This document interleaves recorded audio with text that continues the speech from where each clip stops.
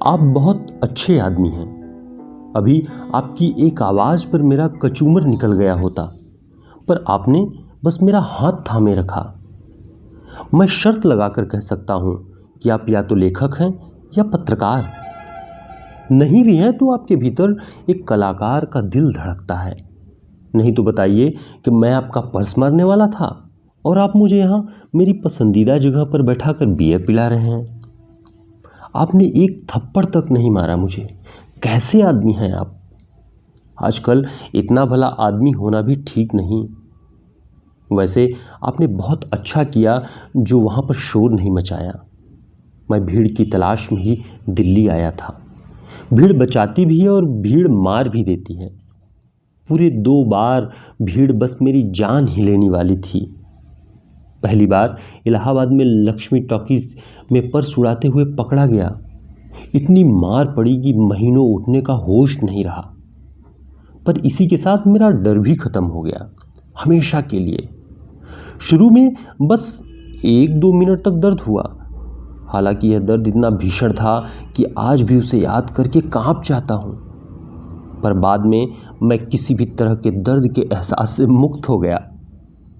जब लोग लात घूंसों से मार रहे थे, मेरी हड्डियां तोड़ रहे थे, तो मैं उन्हें उन्हीं नज़रों से देख रहा था जिन नज़रों से वहाँ मौजूद तमाशाई इस सब को देख रहे थे। बाद में तो खैर मुझे इसका भी होश नहीं रहा। वह तो कहिए पुलिस आ गई, नहीं तो आपको यह कहानी कोई और ही बैठकर सुना रहा होता। भीड़ का जवाब भीड़ ही होती है। वहाँ इलाहाबाद में इतनी भीड़ नहीं होती। भीड़ की तलाश में मैं मुंबई चला गया। मुंबई लोकल, जिसके बारे में मुंबई का एक अखबार पहले ही पन्ने पर एक कोना छापता है, कातिल लोकल के नाम से, जिसमें छपता है 7 मरे 17 घायल। उसी लोकल में मेरा कारोबार चल निकला। पर जल्दी ही मेरे मौसेरे भाइयों ने मुझे पकड़ लिया और बहुत मारा। पिटना मेरे लिए कोई नई बात नहीं थी, पर यह बात मुझे बहुत बुरी लगी कि वे मारते हुए मराठी में गालियां दे रहे थे। मुझे किसी ऐसी भाषा में गाली खाना बहुत बुरा लग रहा था जो मैं नहीं समझता था।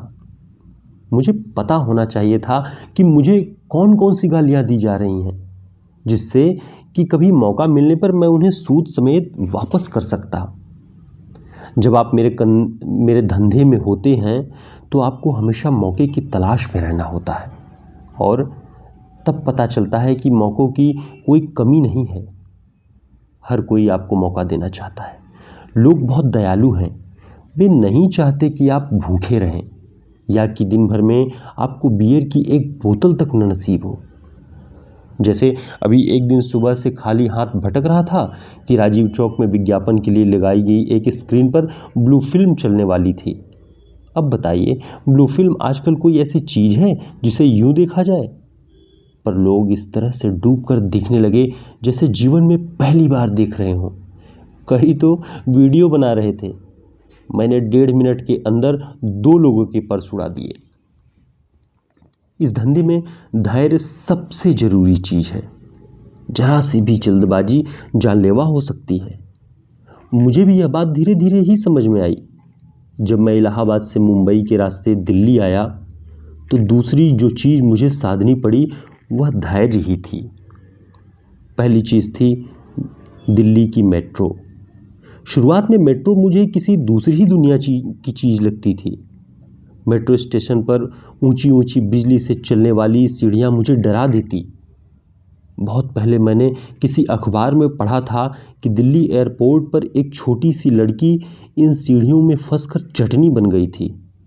मैं इन सीढ़ियों में अक्सर खुद को फंसा हुआ देखता था और मेरे शरीर में एक सिहरन सी दौड़ जाती, कपकपी होती। ऊपर से मुंबई और दिल्ली की भीड़ में भी बड़ा अंतर था। मुंबई में लोग जब भाग रहे होते हैं तो लगता है कि वह किसी का पीछा कर रहे हैं, जबकि दिल्ली की भीड़ इस तरह भागती हुई दिखाई देती है जैसे उसका कोई पीछा कर रहा हो। खुशी की बात यह है कि मेरे लिए दोनों ही स्थितियां शानदार थी। दोनों ही स्थितियों में मेरे जैसों पर कोई भी नज़र नहीं डालता। मैं आपकी बात नहीं कर रहा हूँ। पर सच यही है कि मेरे जैसों पर कभी कोई ध्यान नहीं देता। आपको पता है, मैंने पीएचडी कर रखी है, कई प्रतियोगी परीक्षाओं में सफल होते होते रह गया, फिर करीब 15 लाख रुपए उधार लेकर दरोगा बनने के लिए रिश्वत दी। रिजल्ट आता उसके पहले ही मामला कोर्ट चला गया। बीच में 2 सरकारें आईं और गईं। अभी पता चला कि फिर से परीक्षा ली जाएगी। मेरे पास इतना समय नहीं था। मैंने उन लोगों से मुंह छुपाते हुए भाग रहा था जिनसे मैंने उधार लिया हुआ था। भागते भागते पहले मुंबई पहुंचा और फिर एक दिन दिल्ली आ गया। दिल्ली में मेरा एक दोस्त था जो एक राष्ट्रीय अखबार में मुख्य संवाददाता था और ऑफिस में बैठकर प्लास्टिक पीटा करता था। अभी थोड़ी देर में वह भी आ रहा होगा। बियर पीने और मिलने बैठने के लिए यह जगह हम दोनों की फेवरेट है। वह न होता तो मेट्रो मुझे और डराती। जब स्वचालित सीढ़ियों पर पांव रखने में मैं हकबका रहा होता, वह हाथ पकड़कर ऊपर खींच लेता। धीरे धीरे मुझे भी मज़ा आने लगा। बिना मेहनत किए ऊपर पहुंच जाना भला किसे नहीं अच्छा लगता। फिर तो लाइफ इन मेट्रो शुरू हो गई। भीतर तरह तरह के लोग थे, पूरी दुनिया को ठेंगे पर रखते हुए एक दूसरे में डूबे लड़के लड़कियां। मैं उनमें अक्सर अपनी इच्छाओं को जी रहा होता। बुरे से बुरे समय में भी मैंने उन पर हाथ साफ करने की कोशिश कभी नहीं की, बल्कि कई बार तो मैं उन्हें छुप छुप कर इतने लाड से देख रहा होता कि अपने असली काम पर से मेरा ध्यान ही हट जाता। पर धीरे धीरे मैंने खुद पर काबू पा लिया। Show must go on. तब जो दुनिया मेरे सामने खुली वह मुझे कई बार अभी भी अचंभित करती है।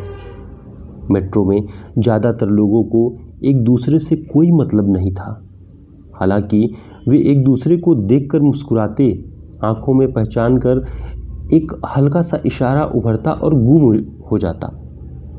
इसके बाद तो कानों में ठुसा हुआ स्पीकर था, तरह तरह का गीत संगीत था, डांस था, शॉर्ट फिल्में थी, कॉमेडी वीडियो थे, बाबाओं के प्रवचन थे, यूट्यूब पर चलने वाले धारावाहिक थे और भी न जाने क्या क्या।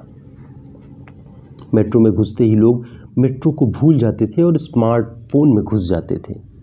मुझे बहुत दिनों तक इस बात पर भी अचरज होता रहा कि इसके बावजूद लोग उसी स्टेशन पर उतर जाते हैं जिन पर उन्हें उतरना होता है। जो लोग स्मार्टफोन से बचे थे वे अमूमन अंग्रेजी की सस्ती किस्म की किताबें पढ़ते दिखाई देते। यह एक साथ अपने अंग्रेजी जानने का प्रदर्शन और सुधारने की कोशिश थी। चेतन भगत ऐसे लोगों का शेक्सपियर था। पर यह तो कम उम्र या की युवाओं की बात थी। अधेड़ कई बार राजनीतिक चर्चाएं कर रहे होते। एक राजनीतिक दल के सदस्य यात्रियों के रूप में मेट्रो में चढ़ते और जल्दी ही पूरे कोच को राजनीतिक अखाड़े में बदल देना चाहते। डिब्बे का तापमान बढ़ जाता। मेरे लिए ऐसी स्थिति हमेशा काम की होती जब लोगों के सिर गर्म होते। वे भी शिकारी थे, मैं भी। वे अनजाने ही मेरे संभावित शिकारों का ध्यान राजनीतिक और धार्मिक स्थितियों पर ले जाते और लोग जूझने लगते। जब मैं अपना शिकार चुन रहा होता तो पाता कि कई और दूसरे भी शिकार में लगे होते। कई अधेड़ इस तरह से मोबाइल में आंखें गड़ाए होते जैसे वह किसी बहुत गंभीर चीज़ में मुब्तिला हों और उनकी स्क्रीन पर सामने वाली लड़की की छातियां या टांगें दिख रही होती। कई हाथों में माला फेर रहे होते और उनकी लोलुप निगाहें उन किशोर किशोरियों पर फिसल रही होती जो पूरी दुनिया को भूलकर एक दूसरे में डूबे होते। इस सबके बीच कभी कभी दिखने वाले वे लोग बहुत ही पवित्र लगते जो प्रेमचंद, शरत या दोस्तोयेवस्की को पढ़ रहे होते। मैं मौका पाकर भी उन्हें छोड़ देता। दिल्ली मेट्रो का पूरा भूगोल समझ लेने के बाद मैंने राजीव चौक, कश्मीरी गेट, मंडी हाउस या इंद्रलोक जैसे एक्सचेंज स्टेशनों पर अपना ध्यान केंद्रित किया। इसके बाद इफ्को चौक, नोएडा, सिटी सेंटर जैसी जगहें थी। वे सारी जगहें मेरे काम की थी जहां भीड़ थी और लोगों का ध्यान अपने से ज़्यादा गाड़ी पकड़ने पर था। इसके बाद इसमें कोई अचरज की बात नहीं थी कि उनमें से किसी का पर्स मेरी जेब में पहुंच जाता। लोगों को तुरंत पता ही नहीं चलता।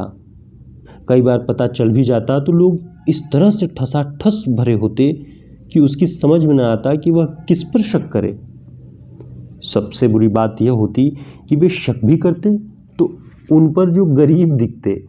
मैं तो आप देख ही रहे हैं कि किस किस्म से टिपटाप लोग धोखा खा जाते हैं। असल बात यह है कि वे धोखा खाते रहना चाहते हैं, वे खुद को बदलना नहीं चाहते। इसके बावजूद कभी लगे कि शक मुझ पर भी किया जा सकता है तो सामने वाला अपना शक जाहिर करे उसके पहले ही मैं खुद को शिकार घोषित कर देता।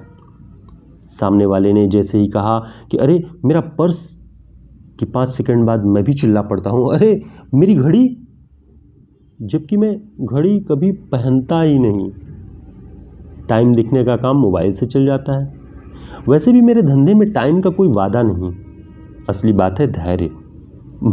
बार बार टाइम देखने वाला तो शर्तिया पकड़ा ही जाएगा, पर कई बार मेरे जैसे लोग भी पकड़ ही लिए जाते हैं। आखिर आज आपने पकड़ ही लिया। यह अलग बात है कि आप बहुत ही शरीफ व्यक्ति हैं और मुझे बैठाकर बियर पिला रहे हैं। जानते हैं, जैसे लोग तरह तरह के होते हैं वैसे ही उनके पर्स भी। कामयाबी से हाथ साफ करने के बाद अगला काम पर्स को ठिकाने लगाना होता है। रुपए के अलावा उसमें तरह तरह के कार्ड्स, परिचय पत्र, तस्वीरें, पते, फ़ोन नंबर, कंडोम, आईपीएल्स या अनवांटेड 72 जैसी गोलियां, शाम को घर ले जाने वाले सामानों की लिस्ट और कई बार चिट्ठियां भी। तमाम लोग अपनी अपनी आस्था के हिसाब से देवी देवताओं की तस्वीरें, तांत्रिक, त्रिभुज या शुभ चिन्ह रखते। तरह तरह के फूल, अभिमंत्रित धागे, कचनार या किसमी की पत्तियां। यह अलग बात है कि इसके बावजूद उनका पर्स मेरे हाथ में होता और मैं इन सब को निकाल बाहर करता। पर एक ऐसी चीज़ है जिसे मैं कभी नहीं फेंक पाता। तस्वीरें फेंकते हुए मेरे हाथ कांपने लगते हैं। आपको भरोसा नहीं होगा, पर मेरे कमरे पर कई फाइलें उड़ाए गए परसों से प्राप्त तस्वीरों से भरी पड़ी हैं। मुझे अपने कारनामों का हिसाब रखने का कोई शौक़ नहीं, पर तस्वीरें पता नहीं क्यों मैं नहीं फेंक पाता। नहीं, मैं ईश्वर या देवी देवताओं वाली तस्वीरों की बात नहीं कर रहा हूँ। मैं तो उन तस्वीरों की बात कर रहा हूँ जो मेरे द्वारा शिकार किए गए व्यक्तियों के प्रिय व्यक्तियों की होती हैं। बच्चे, पत्नी, प्रेमिका, किसी दोस्त या फिर माँ या बाप की तस्वीर। मैं उन तस्वीरों पर वह तारीख और जगह लिखता हूँ जहाँ से भी मेरे पास आई। खाली समय में मैं अक्सर उन तस्वीरों को निहारते हुए पूरा पूरा दिन बिता देता हूँ। काश वे तस्वीरें मैं कभी उन्हें वापस कर पाता जिन्होंने उन्हें संजो कर रखा हुआ था। मैं भी उन्हें उतने ही प्यार से अपने पास रखना चाहता हूँ। कई बार मैं उन तस्वीरों में गुम होकर उदास हो जाता हूँ। कौन हैं वे लोग? उनका उस व्यक्ति से क्या रिश्ता रहा होगा जिनका मैंने शिकार किया? तब मेरे भीतर एक बहुत ही बेसब्र इच्छा जोर मारती है कि मैं कभी उन लोगों से मिल पाऊँ, उनसे अपने किए की माफ़ी मांगूं कि मैंने उन्हें उस व्यक्ति से दूर कर दिया जो उन्हें इस तरह से अपने कलेजे से लगा कर रखता था। यह सब सोचते हुए कई बार मेरी आंखों में आंसू आ जाते हैं। कमाल की बात यह है कि शुरुआती दिनों के अलावा मैंने अपने शिकार के बारे में कभी नहीं सोचा। यह साधने में थोड़ा वक्त ज़रूर लगा मुझे, पर यह मैंने कर लिया। आप पढ़े लिखे व्यक्ति हैं, आपको देखकर यही पता चल जाता है कि आपके भीतर एक कलाकार छुपा है। आप बताएंगे कि वे तस्वीरें आज तक मैं फेंक क्यों नहीं पाया। अरे नहीं, उन लोगों का उधार मैंने अभी तक नहीं चुकाया है। आप सोचेंगे कि अब तो मेरे पास बहुत सारे पैसे होंगे, चुका क्यों नहीं देता, पर यह सच नहीं है। मेरे पास कई बार अगले दिन की चाय का भी पैसा नहीं होता। जो कमाता हूँ सब खर्च हो जाता है। कैशलेस के ज़माने में आजकल वैसे भी लोग पर्स में भला कितने पैसे रखते हैं, और मेरे पास पैसे कभी हो भी गए तो भला क्यों चुकाने जाऊंगा। आप उन लोगों को नहीं जानते, वे मेरे ऊपर इतना ब्याज लाद देंगे कि उसे चुकाने के लिए मुझे डकैती ही डालनी पड़ेगी। यहाँ सब कुछ शांति से चल रहा है। मैं चाहता हूँ कि सब कुछ इसी तरह से चलता रहे। आज तो आप भी मिल गए और इतने इत्मीनान से बैठकर मेरे साथ बात भी कर रहे हैं। मैं बता नहीं सकता कि मैं अपने धंधे से कितना खुश हूँ। यह न होता तो भला आप आज कैसे मिलते। देखिए, मैंने आपको अपनी पूरी याद बीती सुनाई। आप पुलिस नहीं हैं, अच्छे आदमी हैं, कलाकार हैं। पुलिस होती तो मैं दूसरी कहानी सुनाता। एक बार तो मैंने पुलिस को भी ऐसी ही कहानी सुनाई कि दो पुलिस वाले थे और दोनों ही इमोशनल हो गए। कहानियाँ अभी भी असर करती हैं, बस उन्हें नई और अनोखी और अविश्वसनीय होना चाहिए। लोग अविश्वसनीय कहानियों पर ही सबसे ज़्यादा भरोसा करते हैं। खैर छोड़िए, आज का पूरा समय तो आपको अपनी राम कहानी सुनाने में ही बीत गया। यह पहली बार है कि मैंने किसी पर्स को हाथ लगाया और वह अब भी वहीं मौजूद है जहां उसे नहीं होना चाहिए था। कम से कम एक बोतल बियर तो और पिलाते जाइए। शरीफ कहे जाने वाले लोग तो हर मोड़ पर चार टकराएंगे। आपने कभी किसी जिप कतरे के साथ बैठकर बियर पिया है? आप पैसे खर्च करें तो मैं थोड़ी देर तक आपको यह मौका और देने के लिए तैयार हूँ।